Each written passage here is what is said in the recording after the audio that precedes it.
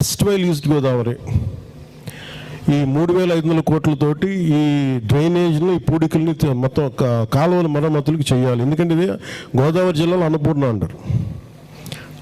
రాష్ట్రం విడిపోవడానికి కూడా కారణం గోదావరి జిల్లాలో పచ్చదనమే. ఆ శాపం తగిలేసినట్టుంది.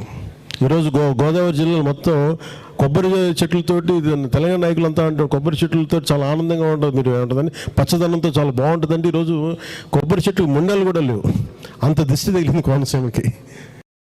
సో నాకు నిజంగా చాలా బాగా కళ్ళ ముందు ఒక మొక్క ఎదిగి ముండు లేకుండా పడుతుంటే ఒక నిలువెత్తి ఎదిగిన బిడ్డ చచ్చిపోయినట్టే ఉంటుంది. ఆ బాధ నాకు తెలుసు, చాలా కన్నీరు ఉంటుంది. ఇదే మీ దగ్గర పొలిటికల్ ఉపన్యాసాలకైతే నేను రావాలా. నిజంగా నేను మీ ఇంట్లో వాడు ఒకటిగా ఒక బాధ ఎలా ఉంటుందో, ఒక కొబ్బరి చెట్టుని పెంచి దాన్ని కోల్పోతే ఎంత బాధ ఉంటుందో ఆ బాధతో వచ్చాను ఇక్కడికి నేను. సో నేను మీకోసం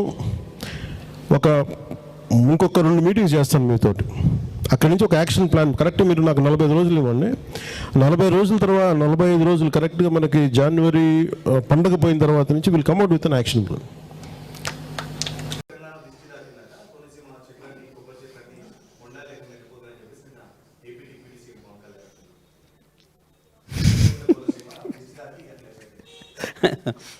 ఇప్పుడు వాస్తవానికి ఎవడన్నా పోయించండి హైదరాబాద్ నుంచి వెళ్ళాడికి తగిలితే వాళ్ళ దృష్టి ఏడ తగులుతుంది, కానీ ఆడికి పోనోని దృష్టి ఎక్కడ తగులుతుంది ఏం తెలియదు. అది ఇక అటువంటి వాళ్ళు ముఖ్యమంత్రులు ఉప ముఖ్యమంత్రులు అవుతారు. ఏం చెప్తాం మరి మనం మాట్లాడేటప్పుడు ఓ 4 కంట్రోల్ లేకుండా బుర్రకు పని పెట్టకుండా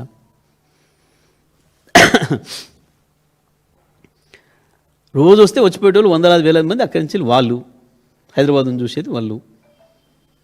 ఏమంటాం మనం నరదృష్టి పడింది అని అంటాం చాలా విషయాలలో. చూసి వస్తానికి బాగా ఎక్కువ మంది చూసిపోతే ఓ చేనెమ్మడి పోతుంటే బాగుంది ఈ చేను అని చెప్పి అంటారని చెప్పి పాపం దిష్టి బొమ్మలు కట్టుకుంటారు. మరి కట్టుకుంటామే ఆయన దిష్టి బొమ్మ ఎవడొద్దన్నాడు, మనం ఆపినామా? పిచ్చి మాటలు, తెలివి తక్కువ మాటలు, మైండ్లెస్.